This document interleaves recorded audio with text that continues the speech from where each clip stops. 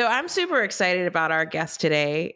She is a friend of mine, and I've actually known of her, gosh, for over a decade. She's kind of for me before I met her and realized how humble and cool she was. She was kind of like famous in this health and nutrition world that I had become a part of right around when I was pregnant with Isabella. And I just continued to follow her journey on social media. And she's just a rock star at everything she does. And one thing she's helped me with recently is understanding like wealth and finances and things like that. So I'm really excited to jump into this conversation of bringing in like health and travel and wealth and tying it all together. I thought it'd be a great conversation.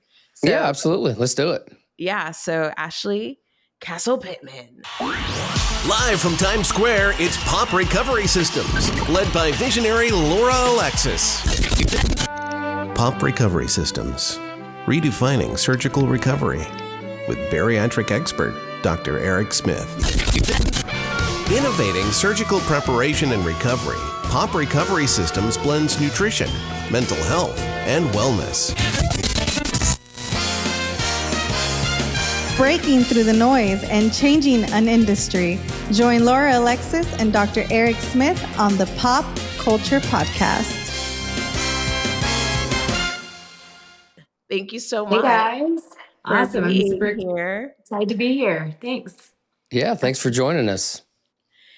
Absolutely. I'm excited to get into it. So the first thing I really want to know about is I saw that you won a trip around the world. Like, what? Hello. Yeah. I know, it was insane. And it's still, certain decisions that you make that change the trajectory of your life. And this was one of them. I had moved to New York City. It was a dream of mine and a season of a lot of change. And so I had started working with a friend who had gotten into career coaching. And I was in a kind of in a time in my life where I knew I was meant for more than only what I was doing, but I didn't know how to take those next steps. And so she asked the question, if there was one thing that you could do in your life career-wise, what would that be? And I said, well, that's easy. I would travel the world and somehow get paid to do it. And I had no idea how to make that happen. And won't go into all the details. There was about a year or two where I felt like I threw a lot of mud on a wall to try and see how I could kind of get my toes into that industry. And so long story short, it's a pretty good story. I was walking through Madison Square Park one day, and the travel company, Travelocity, which I'm sure you guys are familiar with the travel gnome. He's actually, I still have that gnome that I took around the world with me, but they were in Madison Square Park handing out flyers. And so I picked one up and it said, one lucky person will get nabbed by the roaming gnome for a free trip around the world. And in that moment, I don't know how else to explain it. It's, sometimes we have that inner knowing. I knew it was going to be me. And so it was 2012. Social media obviously was around, but Instagram was fairly new. And I had to run a marketing campaign around it and get people to vote for me, which I had no idea how to do, but I figured it out like we do sometimes in life. And I won. And it was a trip around the globe with a film crew. And there was a lot of PR attention around it. It was advertised on The Amazing Race, on Jimmy Kimmel. And so with that, that really started my career in the travel industry. And I went on for the next 4 or so years to work in travel media. And it was a pretty phenomenal experience. That is so cool. I would never, that is so cool. I've never even tried out for stuff like that because I'd be like, I'm not going to win anyway. This is rigged. Okay, so I have something to say on that too, that, this may or may not be the topic of what we're speaking about today. But a couple of years later, when I was in the travel industry, I started talking with a few people that were colleagues of mine who had been in travel previously, kind of some big names. Again, Instagram wasn't what it is now, but I'd say early stage influencers that had a following, that were writing for magazines. And when they found out that I won that contest, they couldn't believe it. And they said, no way. And especially because I had no background in travel, didn't have the credentials per se. And I had multiple people say, I knew that was happening, but I didn't even go for it because I thought, whoever wins that kind of stuff. So I think sometimes having a little bit of naivete can be in your corner, because for me, I didn't know that I didn't have a shot. And so I decided to go for it. And I think that has served me well in other parts of my life, just remembering that what is it? You always miss the shots that you don't take, and just deciding to put your name in the hat for something, even if it seems a little far out there. It makes you wonder too how many times everybody thinks the same thing, right? I'm not going to win this. This is rigged. Or do they even give a winner? And so nobody goes for it. So you might be thinking normally, gosh, there's going to be millions of people. Maybe there's just a few hundred because everybody thinks, oh, I'll waste my time. Exactly. Right. So Well, So how long did it take? Change the How course long of my were you life. gone on your trip? The trip itself was relatively short. It was about 47 countries and 45 days. So it wasn't a year-long trip or whatnot, but everything was first class. And this was my first experience with lie-down beds all around the world and racing Ferraris in the countryside in Italy. I mean, it was a really incredible trip. So it was a whirlwind, and I got home from that. But that, again, put me in touch with PR companies and media agencies that really launched my career and helped me to build that part of my dream life. So I think you're exactly right, Eric. It's a lot of people think, well, this will never happen to me, so they don't even try. And I was pretty naive and thought, well, I might as well give it a shot. And look what happened. So it was pretty remarkable. Right. well, I always try to learn from our episodes. And what I've learned so far is I'm trying out for everything now. She'll be standing in line every day for some contest. Totally. I'm going to win a free crock pot. I'll be back. You're right. I will. Strategic with our time here, right? Go for the Yes. things that really matter and put your name in the hat. Yeah, but you know what? It goes to I don't believe that there's such thing as lucky people, because people who other people call lucky are just people that chose to take advantage of the opportunities that were presented to them. I mean, let's be honest. You can't win the lottery unless you buy a ticket. You can't win a contest unless you enter. You obviously had to do some work behind that to get people to vote for you and things like that. So, lots of people may have an opportunity. A lot of people don't take advantage of it. And the ones who don't want to take advantage of it, they just sit back bitter and say they're lucky. But Absolutely. Yeah, it was So 100%. as we move through the, different chapters of your amazing, eventful life, the first time I ever heard of you is with your sister and the company Arbonne that was actually introduced to me when I was pregnant with Isabella. And I really fell in love with the skincare products. And then later on in life, I started implementing like the nutrition and stuff like that. One thing that really stood out to me about you and your sister, and I think it's Jamie, right? Yeah. Yes. Yeah. Is that you guys really just the concept of health was what you really loved about everything that you were doing, the health and the wellness. Where did that passion come from? Health and wellness. Yeah, that's a great question. So I've been with Arbonne for 21 years now. And 21 years ago, as we all know, people weren't talking about health and wellness in the same way that they are now. So that business really wasn't even born from a passion of health. The success there came more from a quest for freedom. I had gotten out of college and was working that 9 to 5 grind. I was actually an event planner first, and it wasn't 9 to 5. It was 7 in the morning till 11 at night, but without some of the benefits of maybe an entrepreneur, right? If you put in the time and it's your own business, it's one thing. But I was definitely working for the man. I was working nights, weekends, holidays. Think about when events are. And so I desired freedom. I wanted to be in control of my schedule. And this was way before people were talking about, owning their own time or work from home or the flexibility aspect. So I came across this company first from a business standpoint, and I resonated with the healthy mission of the products and the company. At the time, and still, the US only bans, I think, 14 ingredients or less in their products. And this company followed European standards, and that really resonated. I always wanted to be the healthiest version of myself. And so it all kind of came together, this opportunity for potentially creating freedom in my time with getting to make an impact at the same time. And that was really what helped me to launch that career, and went on to be really successful. Was the company's youngest national vice president in their history at the time, which was about 26 years in. Now the company has 45 years of background. But really loved that business and so grateful for everything that it gave me. And then also knew that I wanted to build even more in my career. And I think a lot of people feel that way. We're multi-passionate. You have a lot of different interests and things. And so I found a way to kind of blend several different things that I love that I also want to make an impact in the world and on other people with. And so wellness is one of those and travel is the other. And I'm sure you'll get to the next one in your next question. I think that it's really interesting that you brought up the banning of the products because we just literally launched our episode with Todd Wagner and Food Fight USA, where we're talking about the ingredients in food specifically. And I had always, since being affiliated with Arbonne, thought about the banning of the products. But it wasn't until we dug deep and we did promo for this episode for a few weeks that I started like, wow, food, there are a lot of things in the food as well, and so I just think that's interesting how that all ties together.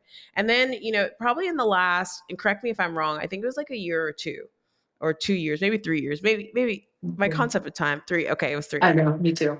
Yeah.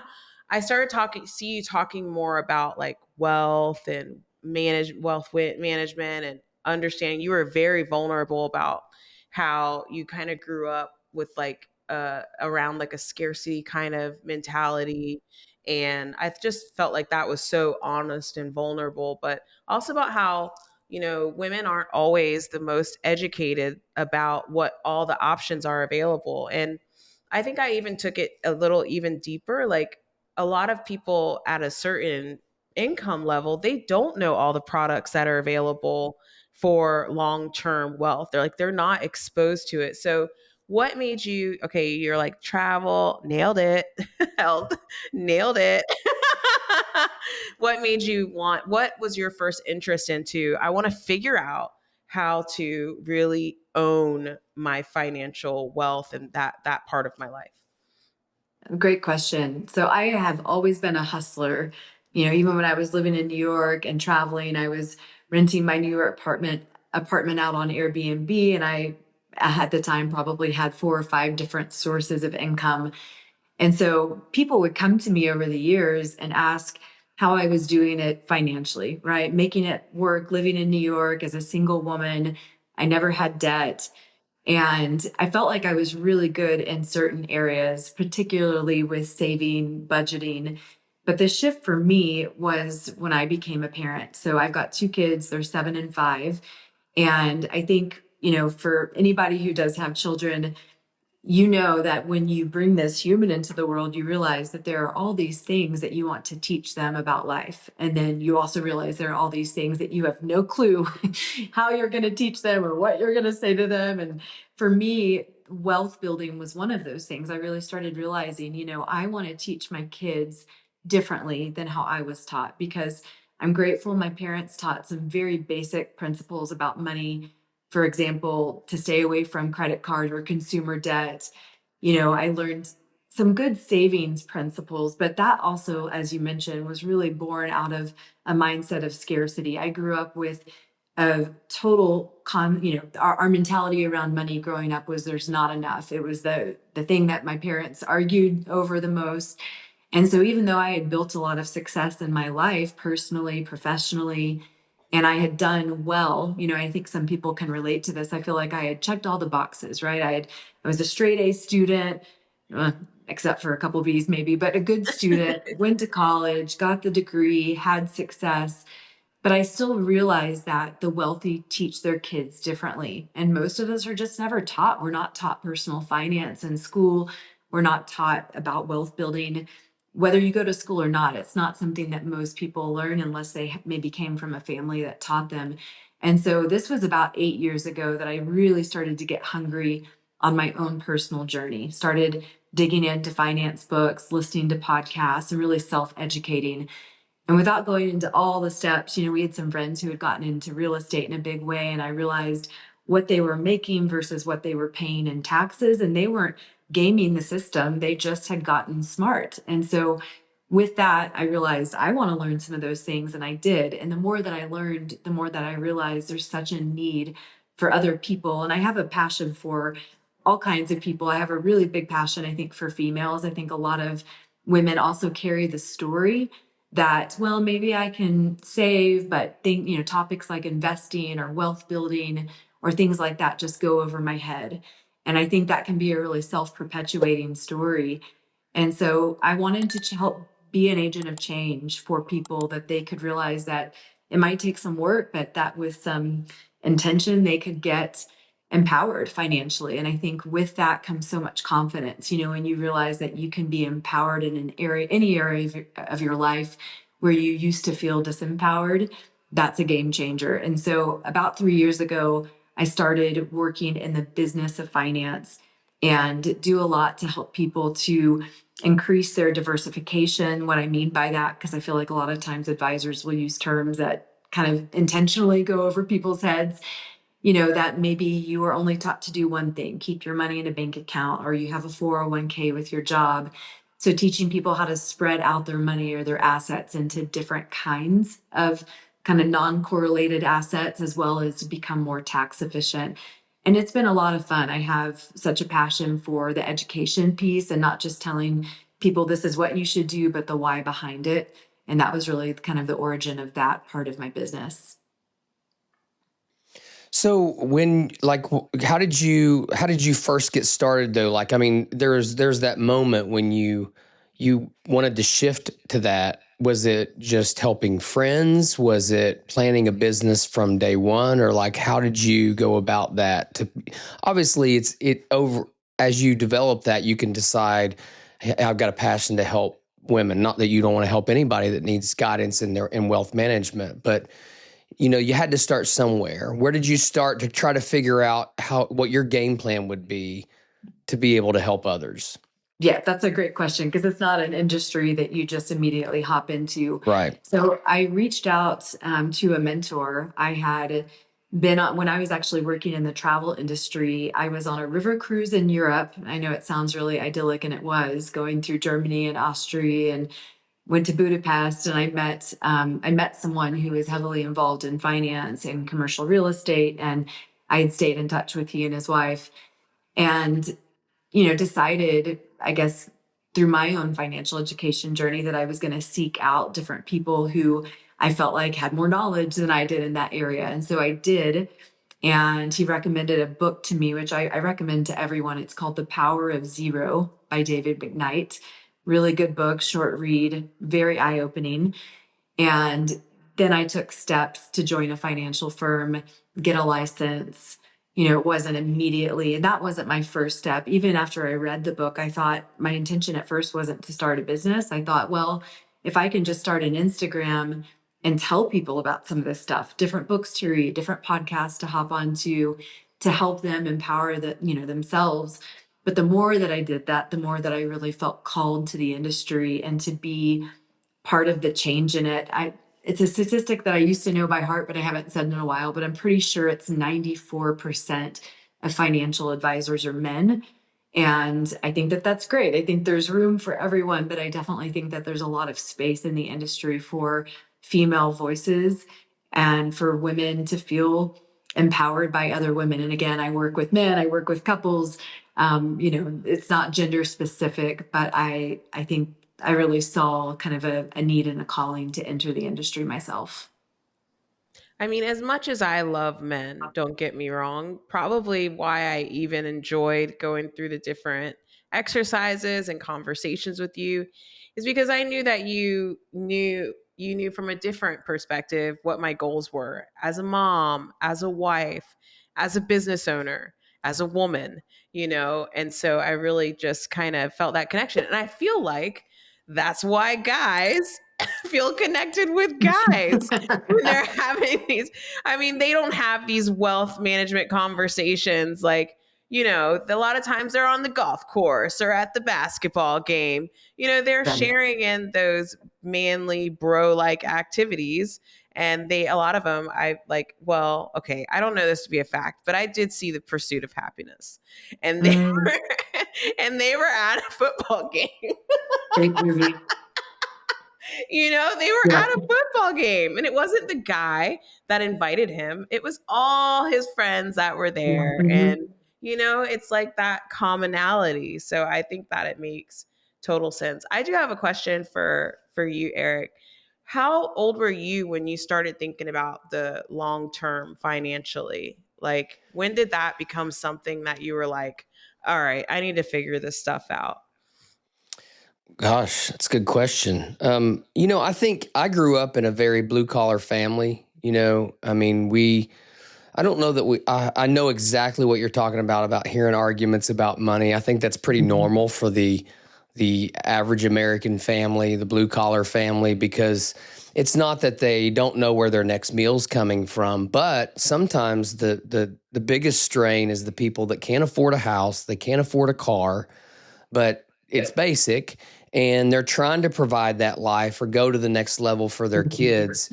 And their generation, our parents' generation, was just taught you get a job with benefits, and then you're successful. But you're also kind of capped out on how far you can go depending upon that. Neither one of my parents went to college. So, it really wasn't taught to me other than the basics like what you're describing. I think when I was in residency, there was wealth management people, and they're smart, they're business people, but they would come and sit down with the residents because obviously we're broke residents. We're making $35,000 a year, working 120 hours a week. But one day we're going to be done with, we're going to be practicing physicians, And so they would sit down and they talk to us about the basics of life insurance, disability insurance. Disability insurance is different if you can't replicate what your job would pay you if you do become disabled, different things like that. And then you kind of start learning about investing your money. And it's tough because when you've been in school as long as, you go to undergrad, you go to medical school, you've got 8 to 9 years under your belt. Now you're doing 5 years more of residency, plus depending on fellowships. You just want to make some money and enjoy it. You want to have a nice car. You want to do all these things. And so it's that struggle of like, well, I deserve this. I've worked really hard, but those are the times of investing that are really important. Because what I did realize over time is if you don't establish those habits, then the next thing you know, 10 years has gone by and you didn't have a steady input of cash into your 401ks, things like that. So I learned a little bit, in training. And then when I got out in practice, my first practice, I had a couple partners that were pretty good about getting me with people to talk about, ways to just, different avenues, whether it be real estate, life insurance. But, I think that's something a lot of people don't know about is just finding way you can put money in whole life insurance policies that still can be an investment opportunity. And, so, I didn't get it taught young for sure. And I think we missed that. And no college teaches that. Yeah. To that note, I've spoken with accounting majors who are very smart at what they do and still don't know a lot about personal finance, right? Those are different things. And one thing I wanted to kind of touch on that I think is really important for a financial professional and, I'll say being a female, I am always okay to tell someone when I don't know something because we're never going to know it all, right? The idea of finance and the investing world, it's huge. And there's so many different facets of it. So for example, one area that is my weakest link is crypto, something that I want to learn about, like done a ton with tax strategy. And we have money in storage units and commercial real estate and residential real estate and the stock market, but there's only so much to know. You're right. It's always going to be something that you're learning and evolving in. And that's probably true of any industry, right? As you continue to grow. But I think that that's really important to speak with someone who doesn't have the ego, to be able to say, hey, this actually isn't my expertise or this isn't my specialty, but I can connect you with someone who that is their expertise. And I think that's one of my biggest assets in the industry is just honesty and vulnerability and saying, I've got expertise in this, but not this, because we're all learning, obviously, and I think with you, for example, Eric, with your profession, what I found is a lot of times people, they're experts at what they have gone to school in, as you should be, as you've spent so much time. But just because you're an expert in this thing, maybe there hasn't been the time or attention to be able to learn about investing or personal finance or things like that. And I talked to a lot of high income earners that really could use some support in that area. And I think just knowing that, we can't be good at all of the things all of the Right. time. We're always learning and evolving. It's really interesting. This literally happened this week. It's kind of funny this got brought up. I was doing a surgery and I had my PA was in field and our first assist was in field, and I'm over at the robotic console just operating, and I can kind of hear him, talking during the case. And one of my PA, she's fascinated with crypto. I know nothing about it. And she doesn't know a whole lot, but she's just taken an interest in learning. She reads about it. She listens to podcasts. She's very, just curious, which is, I think, a great thing.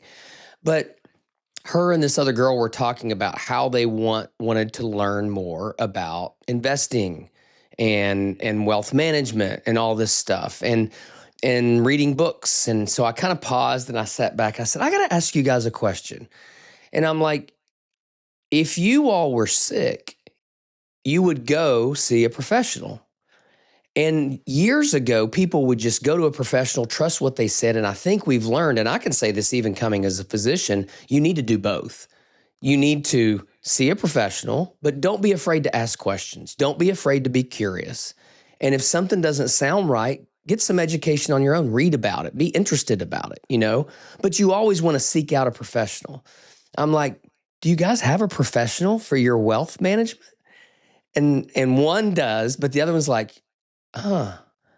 And, she was so caught up in wanting to read the next best book on crypto and wealth management, but she didn't have an advisor. And I'm like, but that's kind of like you being at home trying to, come up with all these treatments for your ailments without having a doctor. These advisors are smart, not all of them. You got to find one to partner with, but I'm like, just combine the two. And I think physicians are the worst because we have worked really hard, but there's a really good comparison of there's a difference between confidence and arrogance. And confidence is the ability of someone to admit that there's more education that they can get and ask questions, right? As opposed to just thinking you're supposed to know anything, or your pride hurts so bad you can't admit you don't know everything. So I totally get that. And I just thought it was interesting that they were I loved their curiosity, but yet one of them wasn't including an expert in the process. Yeah. And I think sometimes people don't know where to go. And I think even more than that, sometimes people don't know who to trust. Right. And that's Right. probably in the financial world for sure. Not probably, it absolutely is. Yeah. And I think for good reason, because, I think even some advisors are well-intentioned, but, for example, the conversation of a fiduciary and what that means. Well, a lot of times an advisor might work for a firm. Let's call the firm Morgan Jones, kind of a mashup, right? And if someone is a fiduciary, that means that they are legally required to work in the best interest of their client. And at the same time, they can only present solutions that their particular firm offers. So if they know about something that potentially could be better, they can't even speak to that because it's not something that they have the parameters to do. And I think there's a lot of talk too about kind of fire your advisor and go to low cost index funds and for good reason, because a lot of times, people are invested in these mutual funds that are not getting great performance. They have higher fees.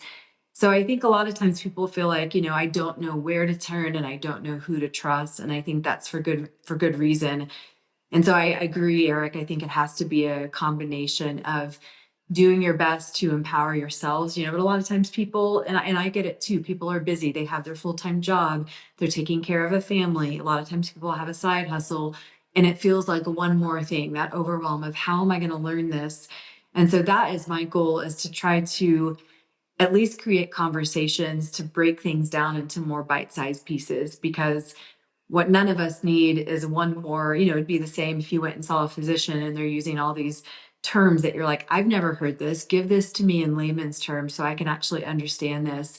And I think what's missing from the industry as a whole, and I think it's definitely, people are doing this more and more, but is education. But like everything, and you guys probably see this all the time, there's so much information out there that, you Google one thing and you get 20 different opinions on something. And that also, I think, makes things more complex as it pertains probably to the work that you guys do as well to finance. Because it's like, well, I saw this here and I read this here, and it gets complicated. So yeah, I think having open conversations where people can dialogue and express concerns and ask questions and at least feel like they have a safe space to have that dialogue, that they're not going to be spoken at or talked to, because a lot of people have shame around money too. They Right. don't know it, they're embarrassed by it, or they feel like they've been doing the wrong things and they want to make some shifts and do better for themselves, for their family, for their future family.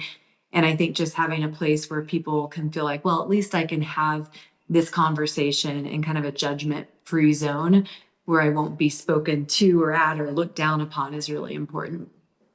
Yeah, and I think that you do that so well. I mean, one of the things that I was like, yeah, I definitely want to talk to her about this, is because I trusted you already. Like, I knew that you cared about your reputation, about your name, and that you're not just going to go talk about something that you didn't know about. And then back to the crypto. Fun fact: I had $1,000 in Bitcoin in 2012, but then I ran out. I was in between like Oh commissions for God. sales, and I needed the money. Mm. Can you believe it? Wah, Oh, wah, wah, wah. and so I wish somebody would have taught me about like patience and like compound and just wait, because I think I'd be a billionaire or something with $1,000 in Bitcoin from 2012. I think I saw something that said that. And that, I feel like all of us have some kind of, my Yeah. grandparents own this like Yeah. amazing piece of real estate in downtown Austin, Hmm. Texas, and sold it for like Yeah. $99,000. I I had a wasn't thinking bubblegum about real wrapper as a estate. kid that I know was worth a lot of money. And Oh, be quiet! I'm serious. A no, thousand I dollars believe in you. Bitcoin in 2012. Yeah. Painful. So I know we're short on time, but I do have a question for you. And you mentioned this earlier because I think it's one of the most intimidating things for people when they talk about not just wealth management, but trying to grow their wealth. Yeah. And that's the big word of debt. Because you talked about consumer debt. There's different types of debt, but a lot of people will see someone do a startup. They have a small business and they think, "Man, I have these great ideas, but I don't have any money to get started." They must have had a rich grandfather that helped them get started, and if I just had this to get started. And I know that's a really broad topic, but I'd love for you to just talk a little bit about trying to get that person out there who's listening to this that has that fantastic idea that they could start out of their garage, but they think that they only have enough money to pay the bills, and they don't think it's possible for them to, whether it's a small business loan or to take that leap. How many times people have the opportunity and the people that were successful did have to take on debt? Yeah. I'll speak to that first. And I think, Laura, you'd be a really good person to answer that question as well.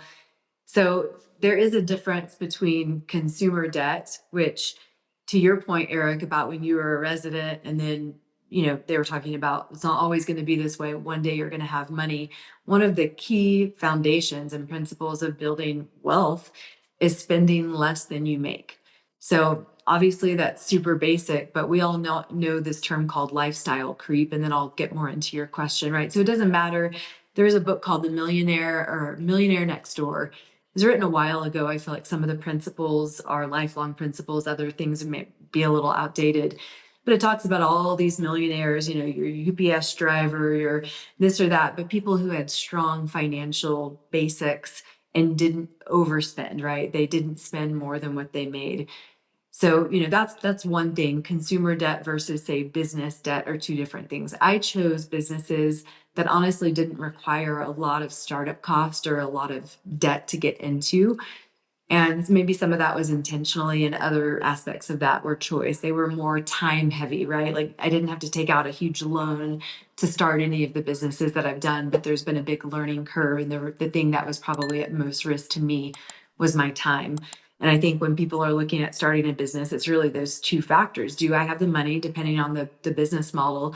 And do I have the time? Because everything that I've built, I've also built while self-supporting and having a job, right? Like I needed that money to be able to build something else. So Laura, I'm going to pass it over to you because, you've built a company from the ground up in a different way. And I think you'd be a great one to speak to that question. Well, I mean, I hate debt. I'm not going to lie to you. It's not something, my first really successful business that did 7 figures in 90 days, it didn't cost me anything to start. I already had the Rolodex and it kind of like, it grew into its own thing. Whereas Pop has been a different story. It's a lot of overhead. There's a lot of costs that come with it. So on top of I think we're up to maybe like $2.5 million that we've put into it, that I put into it for my other business. We also had investors, and then we've put in, we've had to take some bridge loans and things like that. I think that always what we look at though is, and just, if you can't tell by now, I'm a risk taker. Like I don't mind. I'm the person that hears it when it's like big risk, big reward, um, I have a gift, I believe, just to be able to see the big picture. And so what I believe is that if it's something that, like, for example, I don't know if I would have taken this many risks in year 2 had I not come alongside Dr. Smith and him say, absolutely, this is a great idea. You got something here. And then Dr. Rednam to come along and say, oh yeah, you're onto something. Even the producer of this podcast, who was the first person who told me I was on to something, it was those voices that said, hey, you're on to something here, that even made me go. But I will be transparent with you. If I would have known going into year 3, all the things that I've had to go through and all of the hard decisions I've had to make, I don't know if I would have chosen this path. I'm not going to lie. I'm a raw person. So I remember Mavi telling me like, hey, just so this is going to be like challenging. You're trying to change a whole industry, something that's been done the same for decades. And I was like, oh, no big deal. Done it before. I could do it again. And she was absolutely right. But now we're kind of getting into that area where though, like maybe from the inside, it's not exactly where I would like it to be financially. From the awareness side, on the outside, we're building momentum, and for me, it's completely worth it. And it's one of those things. These are the times that I look at the stories like, even the Elon Musk and the Mark Zuckerbergs and the Googles and the category kings, as they say. I look at those stories as motivation. Like, this is why I've had to make all these hard decisions. So I think that it comes with discernment. I think that it comes with making sure that you surround yourself with the right people, just like you called your mentor and said, hey, I have questions about this. I think all of that matters. And without those things, I don't think it's wise just to make decisions to go into debt. If you can avoid it, then absolutely not. But if sometimes you just can't avoid it, but if that's what's going to get you to the next step, and eventually you pay that off and have abundance, then you look back and it just becomes one of those obstacles that you overcame. Yeah, and I think it has to be paired with passion. And I know that sounds cliche and generic, but it does. Because if, there's so many people that see an opportunity, you can't turn on social media anymore without someone trying to convince you that you can post videos about a person on YouTube that you're not even a part of and make millions of dollars. Well, if you're not that, and maybe you can, if you really love to put videos together, if you really love to produce it and you love to make content. We had Marley on here some time ago. And, if you love to make content, but like you're not going to make one thing and then it blow up and it become viral, you have to be passionate about that and do that. And I think so many people see a quick opportunity. Oh, I can make wealth this way. If they're not invested in it, you all may know this, but the passion, interesting enough, the passion comes from the passion of Christ. And the origination of passion comes from the Latin word that means to suffer. And I made a post about New Year's resolutions because I hate them. But I was telling people, are you motivated, which means you're excited to do something, or are you passionate about it, which means you're willing to suffer for it? It's totally different. It's a word that gets thrown out a lot. Oh, I'm passionate about this. I'm passionate about this. Well, then you're saying you're willing to suffer for it. And yes, Laura, you probably, if you'd have known that, you're probably glad you didn't know what you were getting into. But if you weren't passionate about and willing to suffer for it, and it's going to be that much more worthwhile for those people that go through that when they see the other side. So I do think it's an educated risk, I guess, what I feel like, because it's scary to go into debt.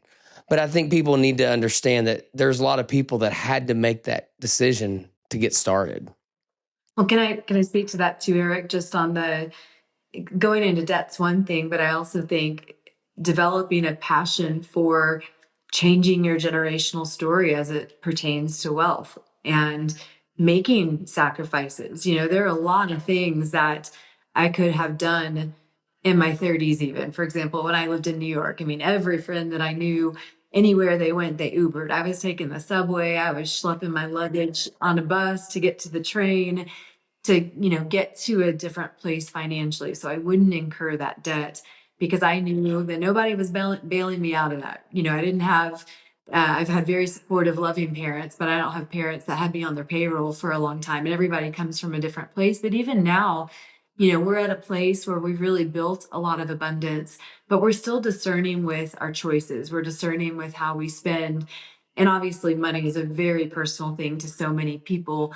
But I think the idea of, I have a passion for wanting for my children to not just even have more, but to grow up with an abundant mentality. So I sacrificed a lot of time to learn that. I want them to have experiences and opportunities that I didn't have growing up. And again, I come from a very supportive family, but like I never went to Europe or anything like that. And we took our kids when they were 2 and 4 on a month-long trip to Italy, right? We created and curating a life based on choice, but it's come from also making sacrifices. And I think in today's world where there's so much instant gratification, and we all know that on social media, you see so many people and they just look like they have it all. And usually that's not the case, right? It's come It's a from, facade. it's either smoke and mirrors and there's a lot of debt behind it, or it's come from a lot of choices and sacrifices to get them to that place. So Yeah. I think Or it's sacrificing. like me, I went to my neighbor's house and was like, "Hey guys, I'm so glad you're home. Can I use your house for some Instagram photos?" No, I'm just kidding. Yeah.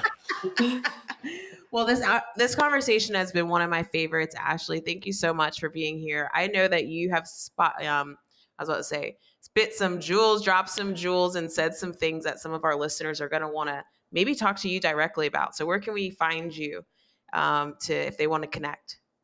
Yep. You can find me on Instagram at Ashley Castle Pittman. My email address is ashley@ashleycastlepittman.com. That's also my website. So you can track me down on any of those places and I'd be happy to have a conversation. And Ashley, repeat one more time, just because you threw out a couple books that I think are probably good reads for people too. If you could just repeat those for them as well, so maybe they can pick those up too. I would say my top 2 money books. The first is a mental book, but it's phenomenal. It also has a lot of really good practical advice. It's called The Psychology of Money. If you Google it, you'll find it. I don't know the author on that one offhand, but Psychology of Money has so many nuggets. The other book that I referenced is called The Power of Zero by David McKnight. It's a quick read.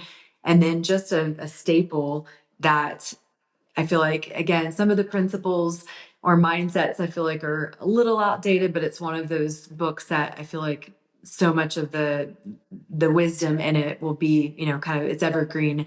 And it's called A Millionaire Next Door. I'm not sure if it's The Millionaire Next Door or A Millionaire Next Door, but it was written quite a while ago and has some really good information in it. Awesome. Well, that's why we love BB&L Media, because they're going to make sure that the links and the and everything They'll all be on there. Caption, and we're going to be able to find you. Ashley, thank you so much for this conversation. And We'll see you next time on the Pop Culture Podcast. See ya. Thank you, guys.